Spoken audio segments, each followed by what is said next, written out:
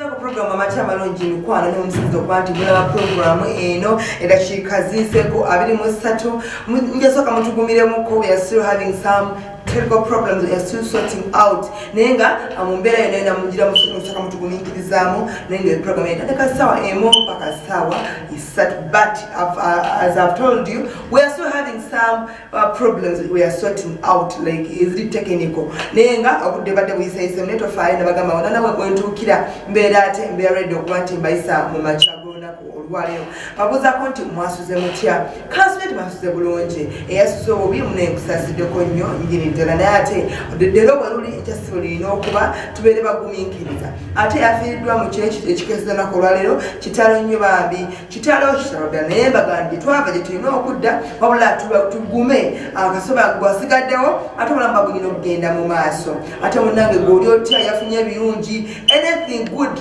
you got through the night munnange we are celebrating with you amanye ebirungi bingi ebibaawo mu kiro naye sigenda nti eyafunye kiyumbi like mentioning them. No, I won't mention them. Nego mind what you achieved.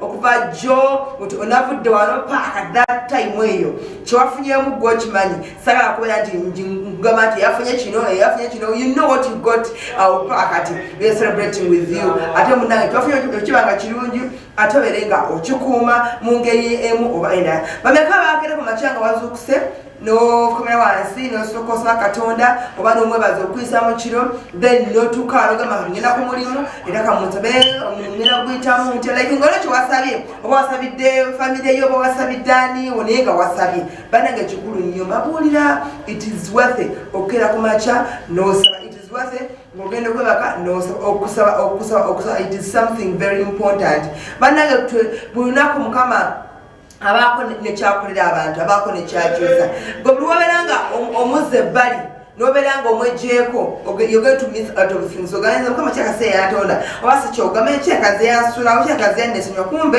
nayo nyini tomwewadde so make sure nayo katonda omwewa onaba omwewadde nebira bijja kubanga bitambula bulungi bingi nnyo byolina okukwata ofuna program Bagambe, these days we are having some problems here we are starting out, so we are missing some segments. Ninga amachama lonje ejude ebamu bino wamanga mubamu amawulire gotolensi yonna agebwe otaliga wano ate mubalamu birthdays mberamu ebya 5-day ministry mubamu weather focus nomanya embera y'obudde egenda kubanga ebeeta mu kitundu mwenyimiridde ono mu Uganda nobeeranga okimanya bulungi nnyo ate olamu n'olugambo lwa celebrity 8256 abeerawo nnyo nga kolugambo lwa celebrities ate ne sport ne Emma yabeerawo akuwa ebyemizannyo tubana omugenyi muzitawa 2 paka sawa 3 omugenyi nenda abaawo kuba nti akisinziira mugenyi ki ani mutufunyewo nabeera nga ajja okuba nti awako kyagata program en ogoli yawo nawe abera aliye. Today I'm expecting ogenyi banga abalina okujja ku lunaku olwokusatu ogera ku ntambula y'abaana babaana ogenda ebweru okukola emirimu. Kampani nyingi zimeruseewo okuba nti zitwala abantu ebweru naye nga twebuuza ono mu ggwanga laffe tusobola kukola ne tufuna ssente nga n'abantu bibina ssente bazijja wano lwaki tugenda eri gye talina mirembe. Anyway kale abamu bafunyeyo ssente because mu ggwanga tewali mirimu ate era otunulira ne side ezo otunulira za Walabu si Uganda si baganda bakaba si Uganda bakabe baliyo even other countries basindika abantu kubanga kitufu nti waliyo emirimu naye okutulugunyizibwa ogera mu maaso ku mwala w'omuddugavu oluusi kusukka nnyo. So waliwo enkole zaali zikoleddwa okuba nti bayitamu okuba nti bataasa abaana abo babalondoola wabula mbu nesigala nga teziri straight nga sinambulukufu. So njagala amasaawo ku saawo nga bbiri oba saawo bbiri wena abatuusa abagenyi tujja tutunula mu mbeera because be bamu kubafunira abantu ebweru n'abatuuse tujja kuba tubabawa naye nga sofa amawulire go tugayina agawano kwenja okutandikira kansoke kulitsoyo mwena jjo abadde bagenze ebifuka empiki olabudde ekigambo lufuka manyiyo na buvaawe kalagalaawo Masaka Road yawo kalagala then notirakawo munda gy'okuzika kw'omwami medical gwa gwadde bata munange kutojjedde tukiwonako lwejjo yatuvudde ku maaso bwe yafunye heart attack kunkulu ngaawo emulago ate munange teyazizeemu paka jjo bwe yazigidwa mukuliko eyo nnyo nnyini ddala abadde mu kuzika okwo omwoyo gw'omugenzi mukama agumuze mirembe alijjukirwa nnyo olwebyo byonna ebirungi byonna ebimu gyonna byogeddeko Medi Sentongo, sorry, Medi Kagwa. Masanda wantu manyeni mbagaga wali eri. Kati that's why anzigira nnyo naye tuli ku Medi Sozi Kagwa. Omwoyo gwe gummuzwe gummule mirembe. Ebirungi byakoledde eggwanga binajjukirwa nnyo kubanga bingi ate twafiridde omuntu w'amaanyi ennyo abadde alwanirira eddembe ly'abantu ate afiidde mu kiseera ekizibu nga eddembe ly'Abannayuganda ligenda mu maaso n'okuba nti no litooboolebwa. So abadde yeetaagibwa nnyo eddembe ly'abantu bannamawulire, eddembe ly'abaana byabufuzi ab'enjawulo okusinga bali ku ludda olw'opposition libadde liisibwamu amaaso mu ngeri emu oba endala. So it means afiiridde mu kiseera wetubadde tumwetaagira. But mukama abaana ensonga lwaki omuntu abeera amutute nane Hannington onaneekoze ekintu. Anyway, mukama abaana ensonga lwaki abeera omuntu amutute ate era abaana ensonga lwaki it means waliwo agenda okuba replaced ate oba oli awo abadde ngaakola omulimu gwe yabadde okuziga ngege nti okuze kwabadde lusaze lufuka eyo empigi wabula abantu bangi nnyo abeetayo mu kuziika kuno bannabyabufuzi ab'enjawulo babaddeyo nnyo okuba nti no munnange ab'eŋŋanda bannabyabufuzi ab'emikwano abadde mu kitongole ekya human rights ate munnange babaddeyo nnyo wabula ebigambo bingi nnyo ebyamwogeddwako kuva mu nsonda ez'enjawulo wabula bakita n'amyuka ssente bwekibeta NRM weyayimiridde n'akawaŋŋamula n'agaa nti bannaaye awona ekigongo yagambye nti bannange tetuganye omukulu agenze tetuganye naye ate nimuje awumudde oli muntu alina okuwummula neŋŋamba ye ekyo nga akyogeddemu ngeri gyesaategedde kyongo yagambye nti omukulu wabanga awummudde awummule kino kitegeeza kintu buli muntu ng'alina olugendo lwatambuliramu alina okuwummula ne bw'oba ng'oyogera olina okussa ekikkowe okuwummula kwetaagisa awo nno yennyininyini wa NRM amyuka ssentebe w'ekibiina we yayisiriza obubaka n'agamba nti bannange twewummuzeeko okuwummula kwetaagisa olwoba nga olina kyokola olina office gy'oholdinga please wummulamu awo nno munnange okuzeeko kwabaddewo ebintu bingi nnyo era abantu basigadde bavuuvuuma nti agamba ani agamba mukulu neŋŋamba akasigwa agamba buli omu mu office gy'obeera otuddemu nti akaseera katuuka wummula mu mirembe ntolinakweko okukola kati ng'omukulu Medi Sentongo teri ayinza kugamba nti agenze yanvumye oba agenzemu nobody complained about him ne mu kuziikwa nyine baba nti tebasanga ngobawo anything like mu kuziika kunoba omulembe guli mutire bagge gundi awo muleka badde asuuse sha wano omwana oyo ng'atabadde ng'azunza wano wano mukuzika kw'omukulu ono tuwabaddeyo ekigambo kimutyoboola oba ekigambo kimuyisaamu amaaso oba ekigambo kigaa nti gundi abadde asuuse buli omu yabadde amusabira amule mirembe n'okwebaza ebenera n'enneesa gye yeeyisizaamu n'obuweereza bwatuusizza ggwanga gwe munaffe ali eyo Hannington onoba otuusa ekiseera ekyebaka tugenda kwogerako ki kabadde kasusse wano eno kabadde katufukidde ekizibu kafe bakafa oba buli omu agenda kukaaba oba akusabire omule mirembe so essaawa eno wetereeze anytime ofa kyobera omanya anytime mukwano ogenda anytime kozi Sentongo yavudde kangasa nga mulamu okadde alina obulwadde bwe ng'omuntu depression naye ate era abadde mulamu omukyala yamusiibudde n'amugulayo engoye n'azimu agende ku mulimu yakomyawo omulago kati gwe munnaffe omanye obulamu bwo oba tobumanyi bwabadde ofeeka weka waleseeyo wateesateesa buli lunaku tubeere ready to go every day be ready to go nti essaawa yonna osobola okugenda so tubeere beetegefu wabaddeyoko abantu bangi bakunavu mu kuziika kw'omukulu ono vice president w'eggwanga Sekandi bannange vice president akyali oli Sekandi don't forget Sekandi yakyali vice president w'eggwanga lino ebifana ebiyitereyoko aliga tubeere nga tubiraba babikutuusirizaako vice president akyali Sekandi era temwebuuza nti oba yaani oba akyali gundi oli Speciosa oba akyali ono munafu w'amalala mu Kenya tulina gwe bayita ate munnange Sekandi era naye yabaddeyo mu kuziika nga tuwerekera munnaffe Haji Kagwa Medi Kagwa yabaddeyo nnyo obadde abantu bannyo mu kuziika ate naye yasinze okuziika ennyo peventu aziise naye yasinze okuziika ennyo y'omwami ow'eno ekyaddondo Robert Kyagulanyi nga badde abakunavu mu NRM abakunavu mu opposition bannabyabufuzi babaddeyo abantu ab'enjawulo babaddeyo mu kuziika Medi naye ate eyasinze okukyankalanya okuziika era ne tiyagasi yafuze ate ndowooza abasirikale nabo baba bagenze mu kuziika batambula ne tear gas simanyirwa oba kituufu oba bakulayo ko buno budispose obera mu majaketi era ne kuziika Sendongo abatuuze tear gas empigi bamukombyeko kale walufukeyo mu ndeeyo neera ssebo tear gas bamukombyeko kyavudde ku ki olaba tumaze okuziika Kyagulanyi asituka babitana kyeyakoze olwayingiddewo endulu neeraya mu kuziika omwami abantu bo bamwagala bwagazi endulu neeraya kati mukulaya kakati ate abasituka nga tumaze okuziika awo tugende abantu nasituka okumugoberera okuyingira emmotoka abaserikale ne banyiiga yemwe abatujjirako mutujjukaneko ng'omwadi omukazi tekyajjuma nti bakusalawa bannange kyadde mu kuziika abaserikale bayombye ne banyiiga tebakomyawo nefuna tear gas neera abantu abeeyo erufuka bavuddewo nga tear gas ye bamukombyeko ekiri mu ggwanga kyekyo ne mu kuziika tear gas awerekera naye era tusiga tugamba nti Medi Kagwa munnange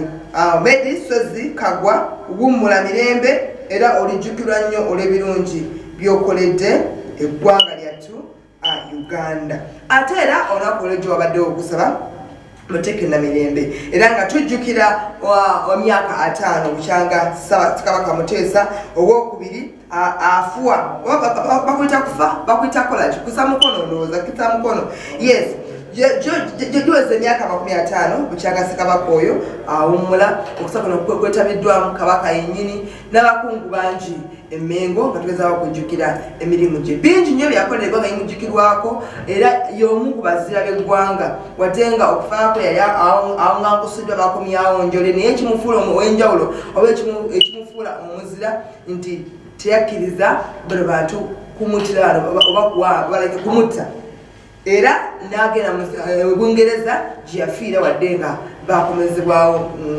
bakumyawo njo naye asobola okutoloka mu ggwanga lye n'abeera nga tattiddwa so bingi nnyo Muteesa ebiyinza okumwogera kondoza y'omuko yasobola okubeera pulezidenti w'eggwanga lino bingi nnyo byafaayo byalina emwogerwako bambalanga omukulembeze yali omulungi eyali omwaniriza bingi nnyo Muteesa era namaga nti senga tusobola okufuna obukulembeze ng'obwa Muteesa oba oli awo ensi yaffe yandibadde nnungi nnyo nnyini ddala naye ate era nyina yabaagambye nti yi Buganda ng'eyina Kabaka bayitirirwa erina Wakiwa Badawudi Kiwa erina baani bangi nnyo bakabaka abasookawo naye nyina yagambye nti lwaki bo tebajjukiddwa tebalina bibakolera ggwanga oba Buganda nga yo bo tebagikolera kintu kyonna lwaki Muteesa yekka nyina yayingambye kwandibanga kusosola oba kyali tekizaanidde bwatyo ye jasa tembuuza bubuuza ne mugaa nti kireke nga bwe kiri twakoze ekyo beera nga musiima era kyennyini kyakoleddwa so mu mbeera eyo ndoza twongere okumusabira ate yandoza tukikola tutyo every year nga tujjukira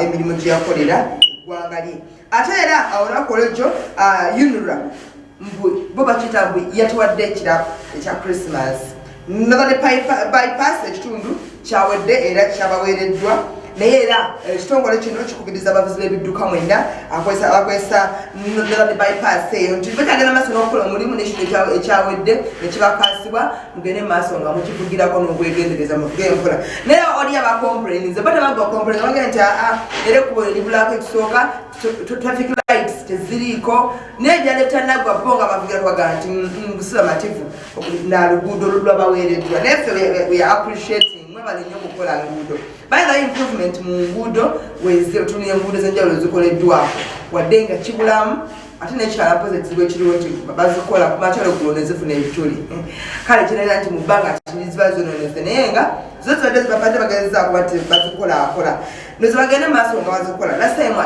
nakomplaininga ku bituli babita bituli binnya ebyali awo mu Kasubi Kasubi nakola byawo ng'ojja akawaala booti naye nageza okuyisamu amaaso nga ndaba batandise okulikola ne ngamba twandibanga nga ate kasukaali kanoga so thank you so much abakola enguudo mugende maaso nga ate muzitukola naye nga mukola ziri ku mutindo si zino eziboneka buli kaseera buli ddakiika kyekyo so ate ndoza mu mbeera era eyo tujjukira omwaka nga guweze bukyanga MV Tempura etirimbula abantu kigamba nti abalungi bonna abasajja abalungi abalina ssente babadamu abalungi abalina ssente bonna bali ku lyato eryo era bw'oyita e Kampala ebikazi ebisheshe ebinyini ebirina obubina temukyani yadde ekimu nze nasigalamu nange kyana sakolo naine ebimpuba nesigenda kwe mufinanga mwandi mfirita neka tukweze omwaka bukyanga eryatero litirimbula abana Uganda abakirwe nnyo abalungi bagabekamba nasagaza mbafu abagabona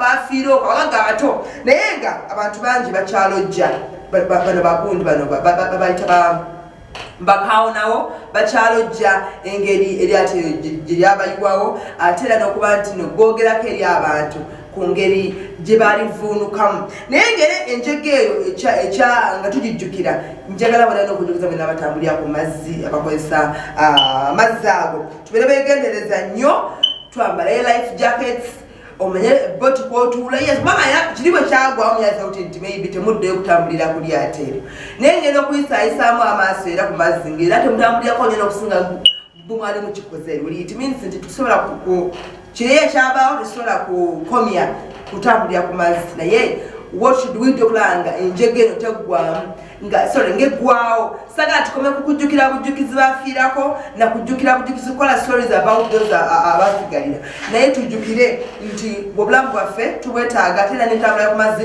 tulina ogikoza naye ki ekirina okukolebwa obulanga tetuddamu okufuna enjega eyo ey'okufiira ku mazzi abantu bwe batyo nsuubira tubeere nga twambala life jackets webanga tonagenda ku boat cruise soko find out boat kogenda otula eyo egenda kuma obulamu bwo nekirala tusanyuke naye ate tusanyukanye kisuse mubera ku mazzi ne munywa omwenge ne mutamiira jjukira boat ebeera etagala kati bwenebeera enzunga nawe n'ozunga tuyinza okuba nti tusobola kunya abantu bafiira ku mazzi naye ate onaga onyini mu bulamu bwo obwagala ng'omanyi kyoyagala tuyinza okukomya ekyokufiira ku mazzi ekisuse eyo kyenjega ng'eyagwe nebeera nga tesobola ate kubanga eddamu tukozesa amazzi ago netumanyi nti mabi nnyo malungi ogatambulirako yes ganyuma naye ate bw'ogwamu okudda ebitundu okuloza oba oyinanga 12 ku 100 so ndowooza tubeere beegendereza nnyo abakozesa amazzi era tugambe nti emyoyo gyabo bonna abafiira ku MV Temple omwoyo gw'abagenzi abafiirako mukama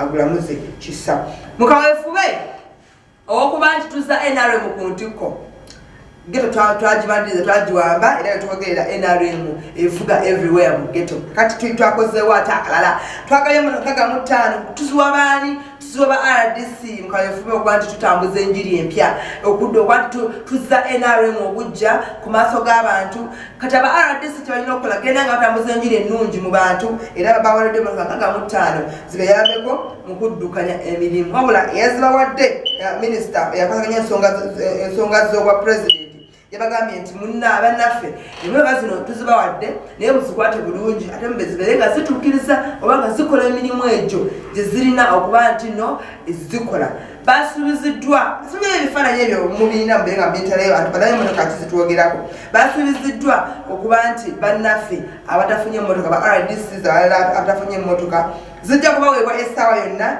nebaga nti mubeere bakakkamu mugenda kufuna emmotoka zammwe at any time temuggwamu maanyi musigale nga muweeza NRM ate ku ntikko by the way bwetunulira kati ebyobufuzi n'obutununamu booti kati NRM ate yazzeeyo ku ntikko nnyo because uli gundi ono Kyagulanyi ne kampu ye waliwo babeera betutumu naye kati bwekino olaba nga ate basse kubanga yaddira amatabi ge n'agasawasaawako gonna bonna agali galekana nga gatambuzanga enjiri omukulu n'agavuvubika sente mu kamwa bafulufiga bonna bayolanga kutiye bateka mu kamwa nga basirika tekyali ayogerera gundi eyo people power fefera twasirika twali tujjudde enfuufu omukulu najjaffe naffe natozaleza zetabanaakunjoza naye balera abali boogera ennyo babozaako enfuufu bakwata agasentesente agazikezike ne basimulako enfuufu kate ekyali ayogera ne bana bashingira bannange I don't know where mwalaga bakidandala nanegerako mumakula conference buli kaseera eza power so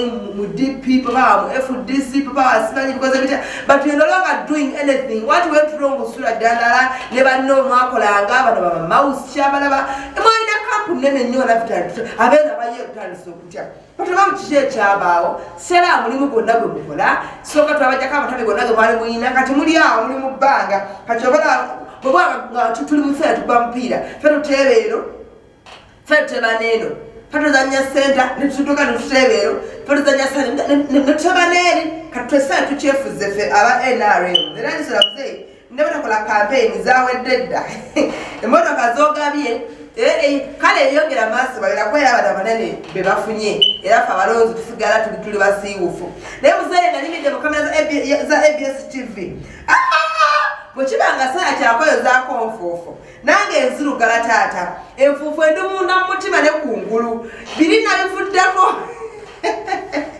nange najuuza ndinga fulufiga akati nange mbadde ensaba nga tiimu eno wogiraba ejjudde enfuufu kyobola era byola bwebito ebiri enfuufu etukubye ku byaffe ffenna so naffe twezeezeeko tulaba tukamu 221 nga tutukula tutukula banamawu ate nfactive ffenna banamawulire tuddugala so naffe tufuneyo akaseera otwozeeko enfuufu n'emmotoka ozituwe tusobola ozivuga mu ngeri emu oba endala tunasanga nga ozemu okusaba kaffe pulezidenti w'eggwanga lino muneeri tunaagamba ki gwotebe no gwoteba neeno kati batukole ki gwoliwo era ffe tulina kusaba gwe anyway mukawefuwe okuba nti no tulwanyisa enguzi wabaddewo olukuŋŋaana nga enteekateeka zaabwe zabadde zakuba nti basala entotto obula nti enguzi ekutte ejjembe mu ggwanga esaanyizibwawo kyesimanyi nti oba kinasoboka kala conference nebadde ekulemeddwa Bati Katwebo ino yenga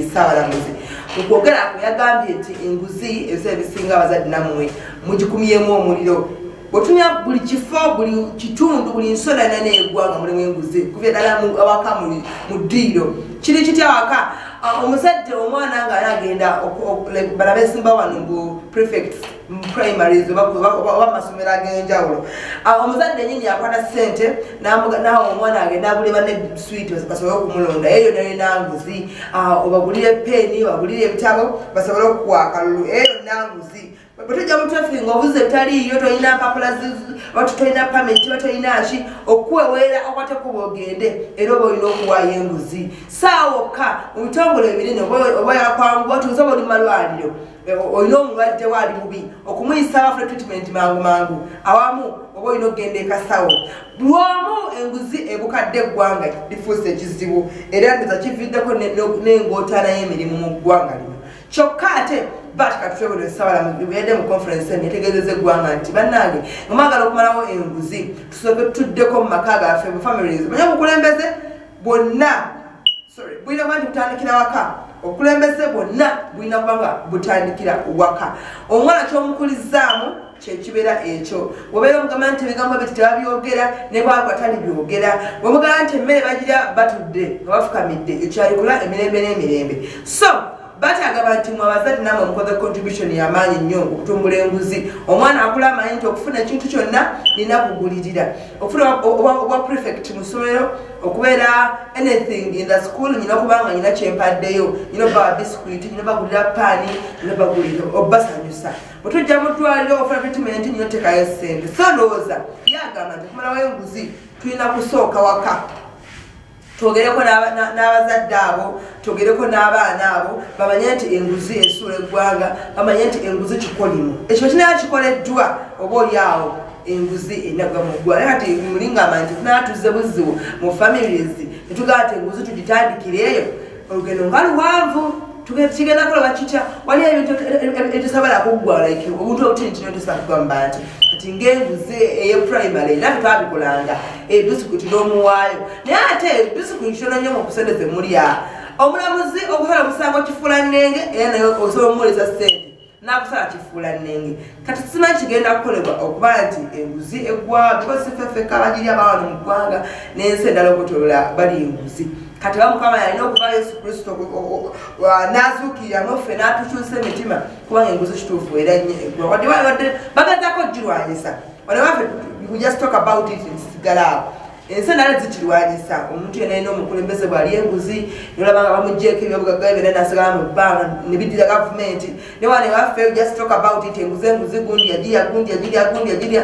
ngokulaba nga n'omuntu omukulu kimutwaliddemu nga naye omu bali enguzi kati n'ogamba tuli kuki so katusuubire nti ekyo omukulu kyeyagedde ekyokuba nti tudde mu families enguzi tugisanyewo nga tutandikira eyo oba kinakola niyo okusinziza kukyawulira aba kukyalaba yagamba tulina kudda wansi mu families tetubeera nga ate enguzi tugyera kutandikira eyo nsobola okulaba nga ennubutukula nga enguzi kivumo oba enguzi kiwemula.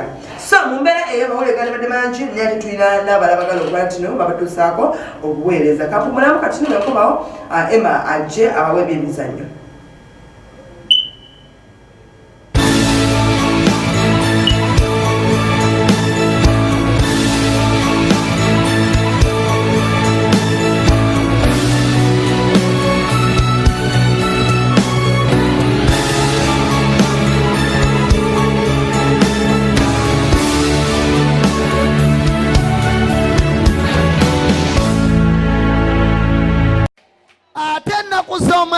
And on what is the nekano? Amen. Amen. Ennaku z'omwezi nga 3 On the 30th omwezi guno this month, buli muntu jangu everyone come. nkuwa amazzi I give you water agavudde mu mutwe gwange that will have come from my head. ngenda ganaaba mutwe I'm going to wash my head with it. nga kuwe I give it to you. naawe oganaabe mutwe Wash it with your head. oganaaze mutwe gw'omwana You wo. wash your child's head with it. njagala obbategeeza temubitwala To ng'ebyokusaaga. let you know, don't take these things as if they are waliwo jokes. eddogo lye bakola There is witchcraft that can be nga done. likwata obwongo It's meant to capture and make your brain Neribusiba. stuck, and it makes you stuck. eddogo lyakusibira awantu Witchcraft stuck, made you stuck there, nerisiba amagezi go. and it changed your wisdom. tolina kyoyinza There is kupulaninga. nothing wise you can plan. wakola akaduuka You started a shop naye buli mwaka every year. akaduuka kabeera The shop is always static. tekeeyongera It does not go forward tekakka and it does not go backwards. kabeera It's just static. buli mwaka So every year obeera mu you musana find that you'll be in ng'otunda sunshine. nnyanja You'll be selling tomatoes. olenga myala You have bananas. eddogo obwongo bwo And lyabukwatira that is where witchcraft captured your brain from. omwana we yalina Your amagezi child had wisdom, naye weebuuza amagezi but g'omwana you wo wonder what happened to the wisdom of your child, gyegalaga tomanyiiyo to the extent that he's or she's now jangu ennaku daft. z'omwezi nga 3 Come on 30th. nkuwa ecupa I y'amazzi give you a bottle of water aganaaba ganaaziddwa that, omutwe that gwange I'll have washed my head with. nga kuwe Then I give it to you. ogatwale You're going to take it. oganaabe You wash yourself with ekisiraani it. That misfortune, emyoyo emibi the bad spirits tebaakwambaza that were dressed with you. waliwo omuntu ng'oliko oguntuntu Someone, you have something, some ng'abantu spirit. bakulaba bulabi bati ne People bakukyawa just look at you and they detest you. nga ne bw'oba musajja akulaba bulabi n'akukyawa Even if it's a man, he just looks at you and he detests you. baakwambaza ekifaananyi ky'ensolo Put a picture or something of an animal jangu ono n'amazzi into your oganaabe image. Come pick that water. ekifaananyi ky'ensolo ekyo Bathe it, you'll see. kigenda kuvaako That picture of a wild animal otandika okubeera omugezi will leave your image. otandika okupulaninga Start planning good ebikujja things. ku ddaala ly'oliko Things are taken from one level to Otuuka ku another, ddaala and eddala. then you reach the better Nga level. asatu. On 30th November, omwezi guno this same month ogw'ekkumi n'ogumu of November. kikubira engalo ez'amaanyi oba Clap for that okitegedde if at all you've understood it.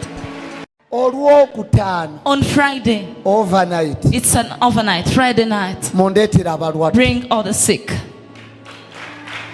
gw'olowooza nti yalema That one you think failed. That nammwe abafikidde even olwaleero you that have missed today, mubankomerezewo ku bring lwokutaano them back in counseling or on Friday. mbugenda kulaba katonda bw'akola I'm going to ebyamaze see how God does olwokutaano miracles. saavisi etandika ssaawa 10 Service is starting at 4 p.m. in the evening, naye tusulawo but we stay here all night long. leka kwoza nja birabira ku tv Don't keep saying, I'll watch those things on TV. No, tobirabira ku tv don't watch them from TV. omuganda agamba yeesitukidde tanywa The matabangu Muganda says the one who stands for himself does not drink the diluted one. weesitukiro gye So you stand up and come, olabeko n'amaaso and then go you see with your own eyes. ku lwokutaano On Friday, saavisi egenda kuba it's y'amaanyi going to be a massive service.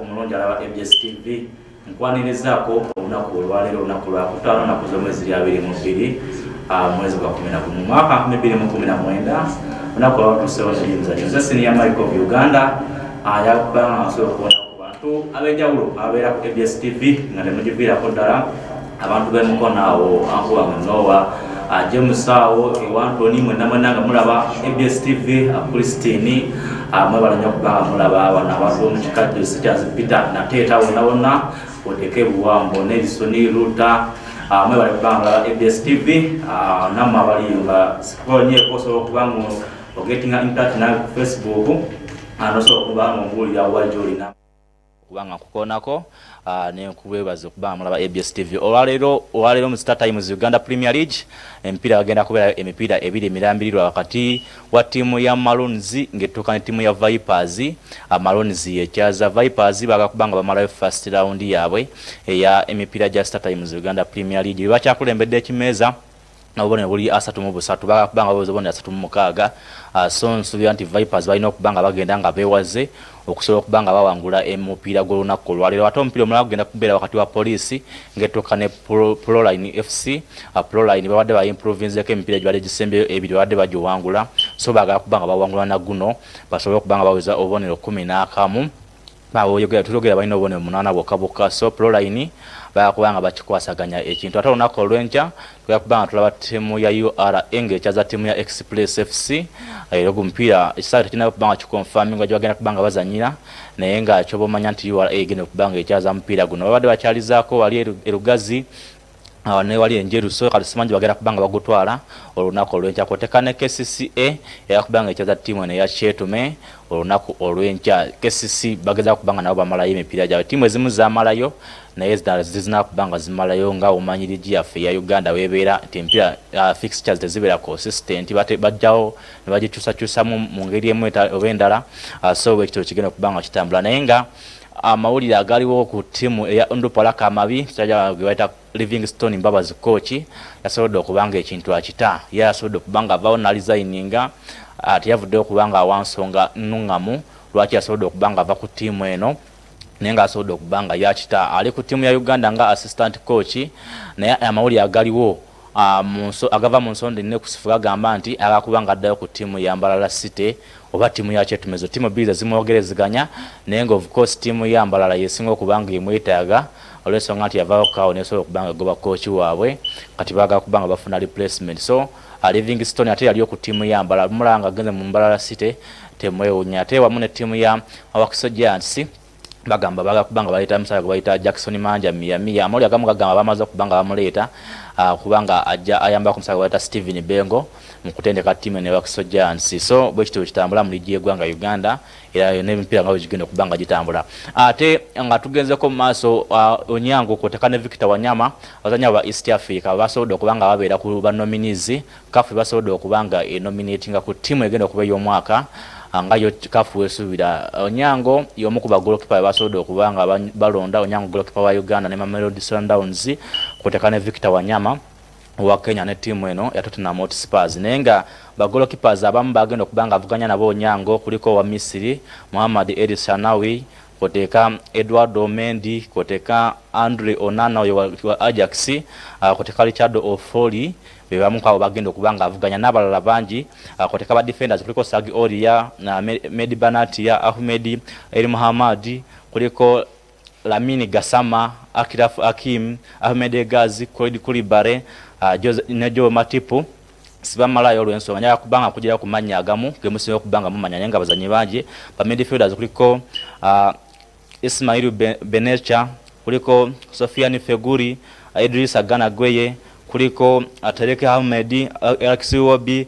Nabi Keita Wilfred Ndidi Riyad Mahrez na Hakim Ziyech kutekane Victor Wanyama yenyine nyine ate ba strikers kuliko Jordan Ayu Obameyanga kuliko Cedric Bakambu Baghdad Boneja Odian Igaru Sadio Mane kutekane Nicolas Pepe ne Mohamed Salah ne Wilfred Zaha namako basodo okubanga bayita baba nominatinga kubagenda okubanga bajja abazanye 11 basize okubanga bachanga ompira ku lukalo lwa Africa nayenga banafe bana Algeria bo basodo okubanga bayita kabazanye 10 balambirira ku timu ey'abantu 5 mu 5 basodo okubanga ba nominatinga era bagenda kubanga balondanga na kuzo mwezi 7 omwezi gwa January omwaka ogujja so tujja kubanga tukinda ali mu kibuga Kahiru kinasobola okubanga kitambula Sekafa w'abakyala onako lweggulo timu ya Ethiopia yakutte banafe abajibuti 8 ku bwerere ate Uganda Crested Cranes yakubiddwa Kenya golo 3 ku bwerere. So Kenya nasobola kubanga yakulembedde ekibinja group B ate Uganda ne bajjanga ab'okubiri. So kati mu semi-finals Tanzania ejja kubanga ezanya ne tiimu ya Uganda ate bannafe aba Kenya bajja kubanga ezanya tiimu ya South Africa mwezi empaka z'abakyala eza Sekafa.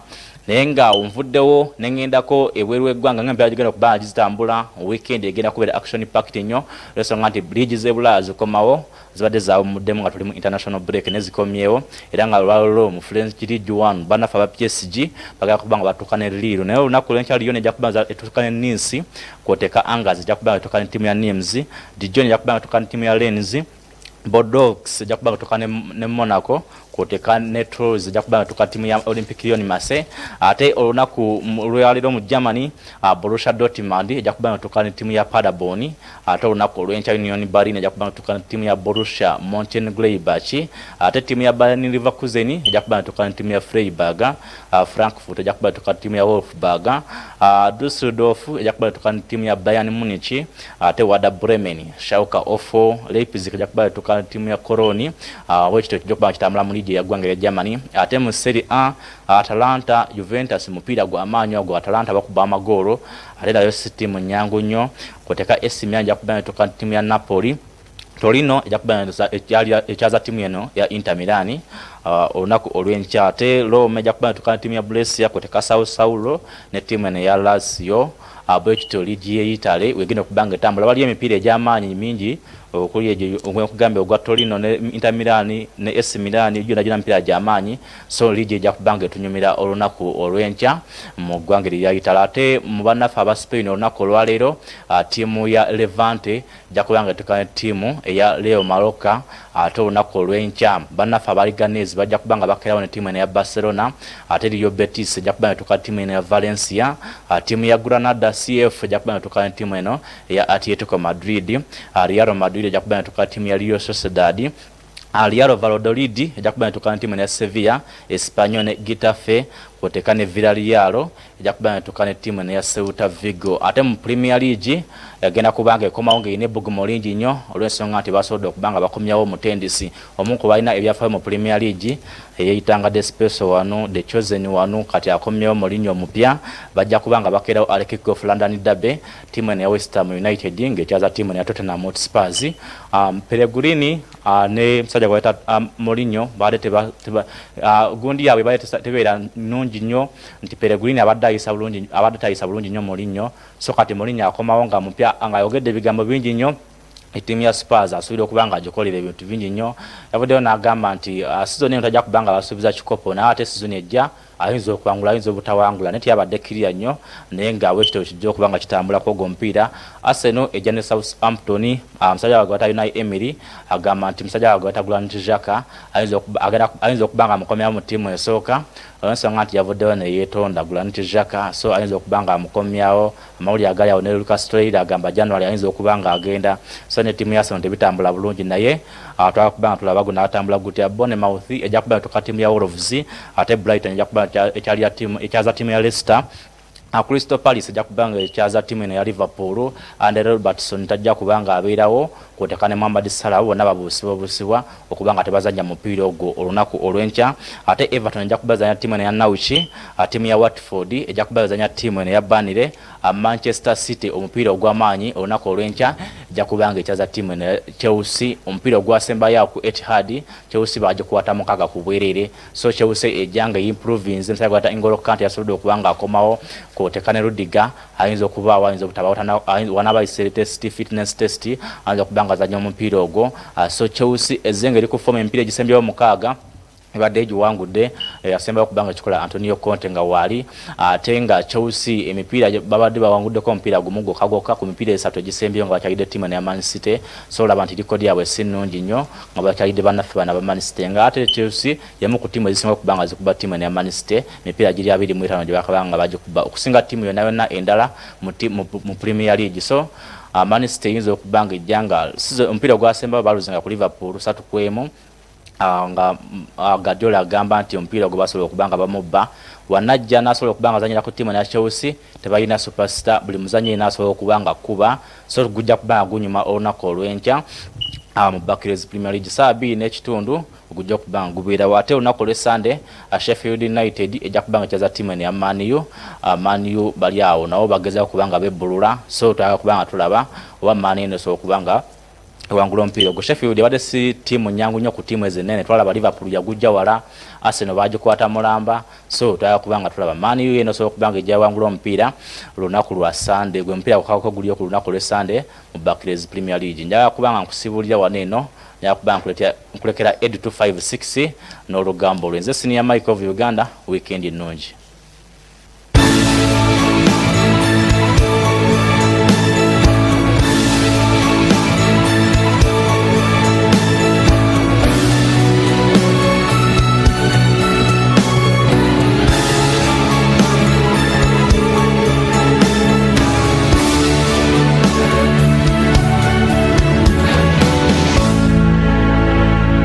Era ntegeeza buli muntu yenna. And I want to let everybody know. Ntegeeza buli muntu yenna. I want to let everybody know. Omukyalo ono. That lady. Gwolaba ku screen yo. That you see on your screen. Bw'aba yakulimbalimba n'akuwa ennamba y'essimu. If she lied to you and she gave you a phone number. N'akulimbalimba nti ya Pastor Andrew Jengo. And told you that phone number is for Pastor Andrew Oba ya Jengo. Pastor Iga. Or it's for Pastor Iga. Abo bafere. Those are frauds. Pastor Iga sikubira muntu nga musaba sente. Pastor Iga does not call people asking for money. Yadde ku Facebook. Not even on Facebook. Pastor Andrew Jengo talina muntu gwakubira simu. Pastor Andrew does not call anybody nti nga musaba sente asking for money, yadde ku Facebook, whether on Facebook or what. Kati so saagala abantu mwenna mulimba. Therefore, I don't want you to be lied bw'oba to. gy'oli eyo nga badde Maybe bakulimbalimba. you're there, you were confused and lied Kubanga to. abafere bano bagaana n'abantu okudda okusaba. Because this fraud stop people from coming to Ng'oli eyo church. baakugaana okusaba. You're there, they refused you to come to Oli attend prayers. akulimbira ku ssimu. Someone is telling you lies over the phone, Oweereza sente zo. and you send your money to Oyo that mufere. person. That's a fraud. Era omufere gwe twakakwata mu kyaki. And the fraud we've just Omufere confirmed, gwe twakakwata mu kyaki. the fraud we have just confirmed in Ye church mukyalo ono. is this lady. Sitegedde mannya ge. Ye. Jasi. Ye mukyalo ono. Era amanya ge yeeyita Jasi. She calls herself Jasi. So bw'obanga yakulimbalimba If she lied to you n'akuwa ennamba y'essimu and she yonna, gave you a certain phone jangu number, ekawaala otuwe come to ripooti. Kawala and report to us. God bless you. Kama kwenye mkisa.